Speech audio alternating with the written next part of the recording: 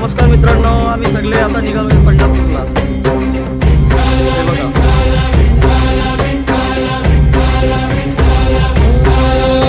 तुला साथ आली तुझ्या लेकरांची अलंकापुरी आज भारावरी, वसावारीचा घेतला पावला निया